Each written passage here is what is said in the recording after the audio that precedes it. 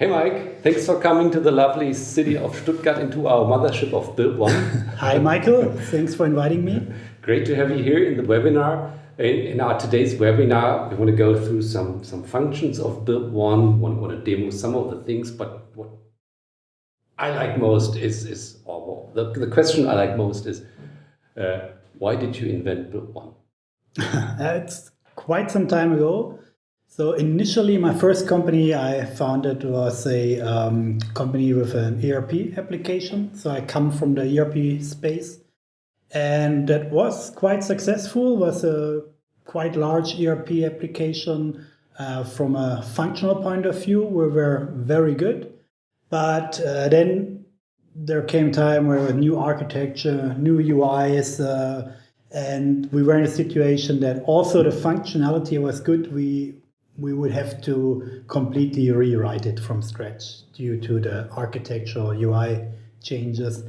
And I then decided not to do that. I sold the whole company and the ERP and everything to a competitor.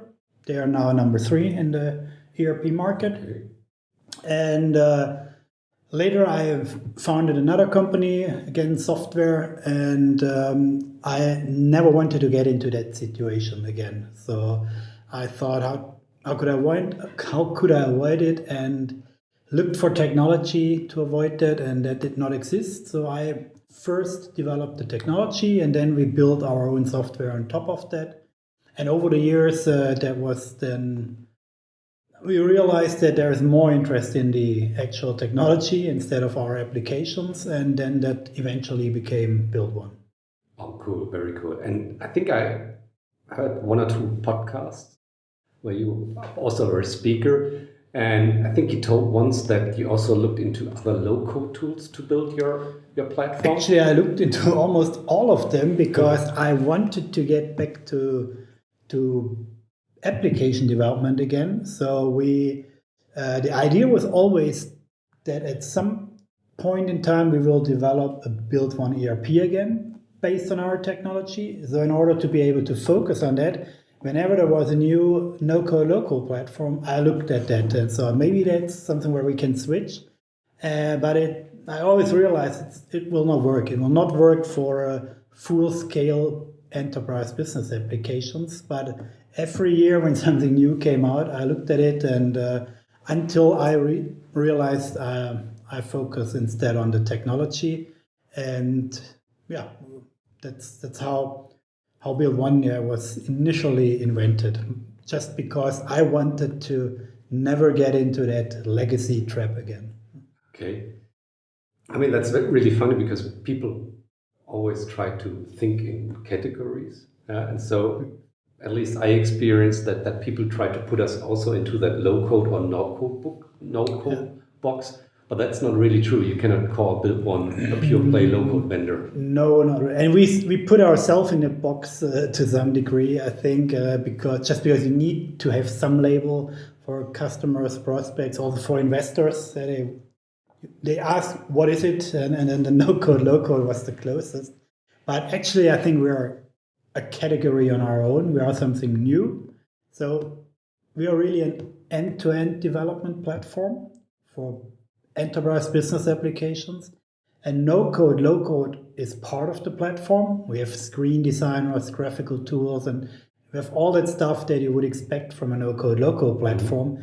But we go way beyond that. We support professional developers. We bring all the roles together in one platform. Designers, business analysts, professional developers, citizen developers, power users, and so on. And you've won quite an amount of customers also in the past. If you look at those use cases they build on our platform on Build.One, can you describe it a little bit? What do they build? Small, tiny applications, or? No, I think on a high level we can divide our target group into 2 different main groups. One is companies, corporates that build something for themselves. The other is ISVs, independent software vendors who develop software as their business and resell it. And in both areas, we have different types of applications that are built. That's starts at smaller applications, often add-ons to existing system of records, applications that run integrated within a large ERP or so. Then also applications that cover one specific use case, like order processing, order to cash platforms, things like that. And then we also have the use cases where customers develop a complete system of records, really their core applications with Build.One. And then with the ISVs, we have multiple ISVs who rebuild their Windows-based ERP with Build.One. So develop a full-featured ERP application that they then resell with Build.One. And one common use case is modernization, bringing Windows applications to the cloud, to the web, especially complex applications, complex business applications. So those are the typical use cases. Cool. And what I learned from customer discussions in many cases is that they really love that they can focus on business processes and less on the graphical user interface or something like that. That's, I think, from my perspective, part of the low-code story, which is also in our DNA. By any chance, do you have the possibility to show us what is the low-code part of Build.One? Let's look at that part and how we can quickly build or change the screen. So let's go to the Build.One demo environment that you can see here. So here I'm logged in as a developer. So on the left, you see the standard menu for a Build.One developer. Also, this is completely customizable. And if I go to the part applications, then here in this example, I added a sales application called the offer application. Added that to our demo environment, and I can launch that application directly from here. And I can launch it and can say, no, I don't want to launch it as a developer or admin. I want to launch it as a user would see it. I could also specify a specific user and then see the application exactly like it would look for that user. If I say, okay, now here you see it's all about offers, customers, contacts, products, and so on. And in this application here, you see, if I go to offers, for example, I see a list of offers, and if I select one, I see the details here. And you mentioned the UI, that that is one thing that really, I think, separates us. It's highly customizable, and it's really targeted at replacing or being able to do everything that you can normally only do in a desktop app, in a native Windows or macOS desktop application. With Build.One, you can do that all in the browser. Okay. So that means, for example, if I open a record here, let me maximize that. You see a typical Build.One screen with, in this case, a toolbar or ribbon, tab pages, and then you see layouts with different forms here, fully responsive. You can change that. And then the interesting part is if I go back to my search screen, I can just open another screen from here, and I can have two screens open in parallel. And I can switch between the two screens. And I can even say, let's say I go to the details of this one here. I can drag and drop one over the other, have them side by side, and then I could say, okay, part of this here, let's say this one, but only the hardware part, I reuse in my new offer, and then I just drag and drop it over here. It will get copied. You see, only the selected part. I maximize this again, continue working here. So what we really did is we added almost like a low-code, no-code operating system in the browser. So if I look at this, you can see I can really rearrange this any way I like, can close it.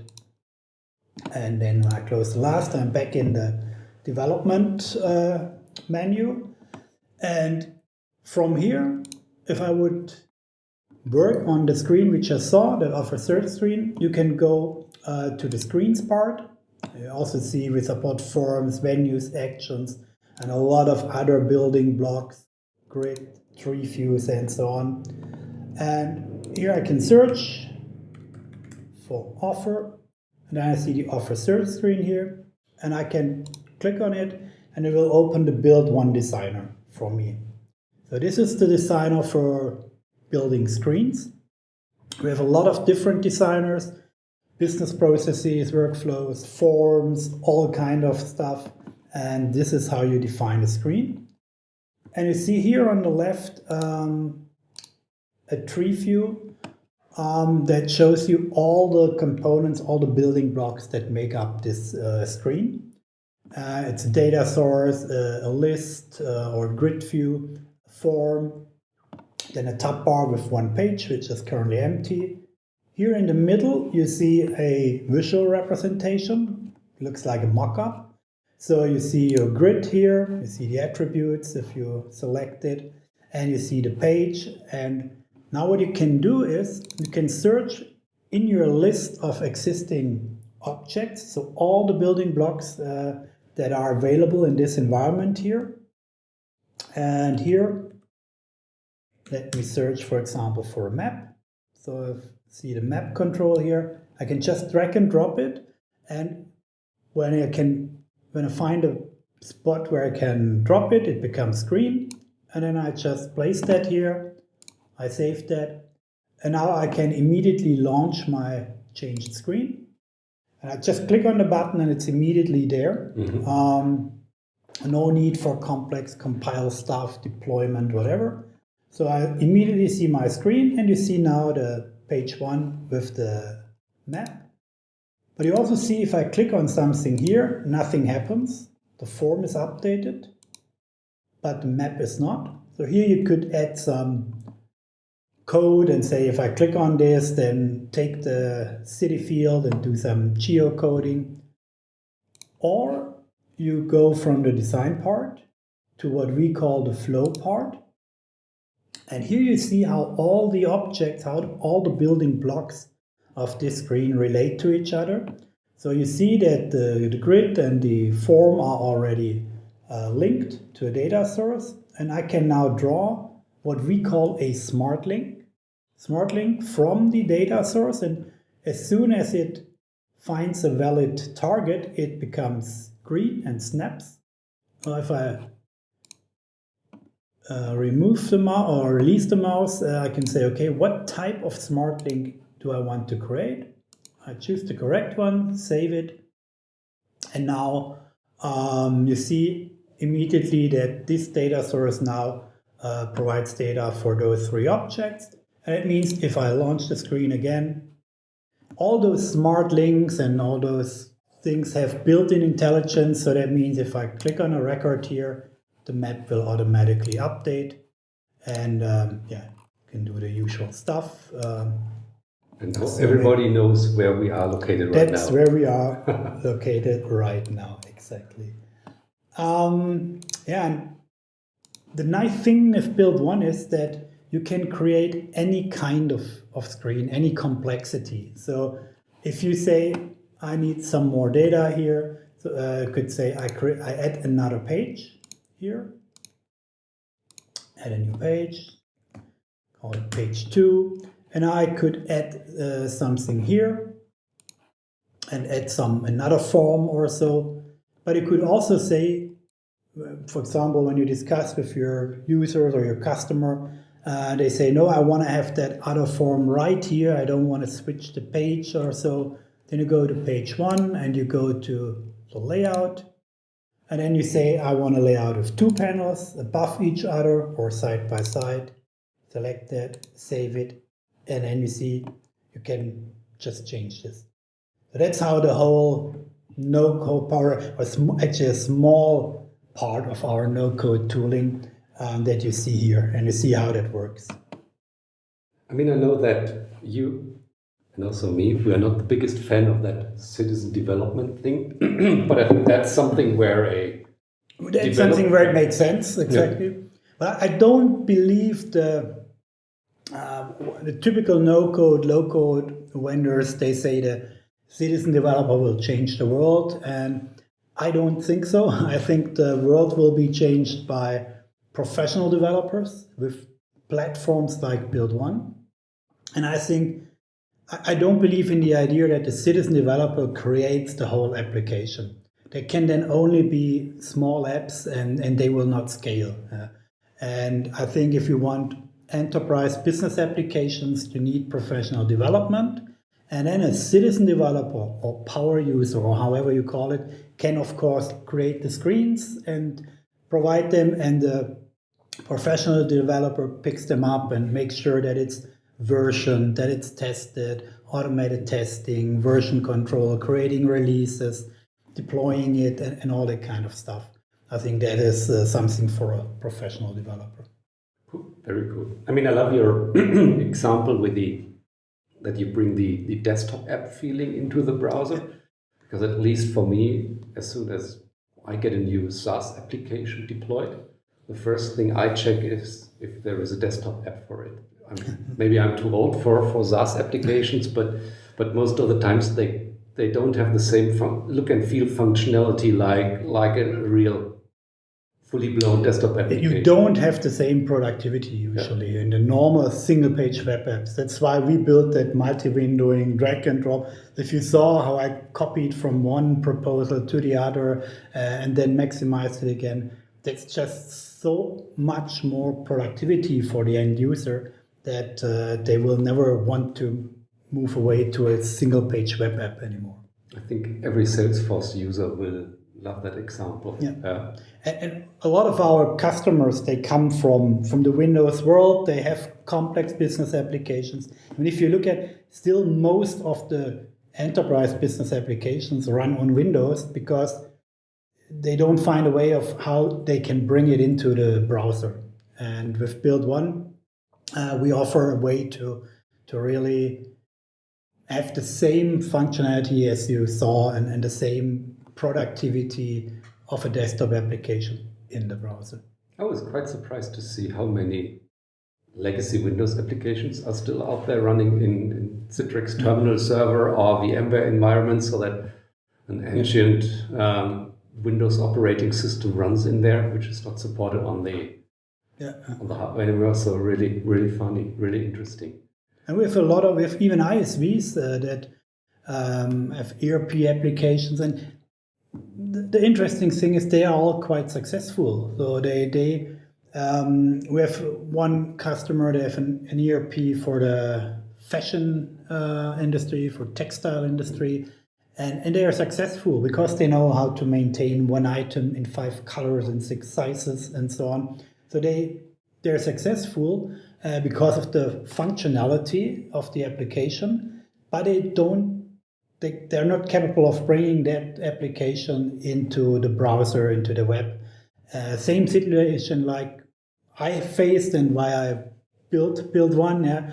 And with Build.One, they can make that switch and they can focus on their domain knowledge and their business logic, what they know best, and they get a great UI, great UX, a great technology, architecture, and all that stuff.